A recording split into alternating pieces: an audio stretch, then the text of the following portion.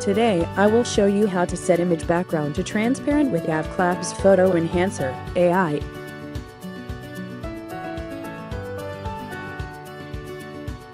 Click the Browse button to import photos to the program. To set image background to transparent, we should choose the Remove BG model. Then, click the icon to preview the effect.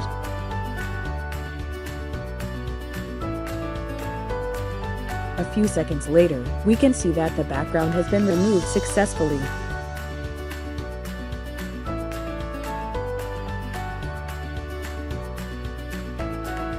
If you are satisfied with the outcome, click the Save All button to save output photos, and you can find them on your computer by clicking the Open Output Directory button.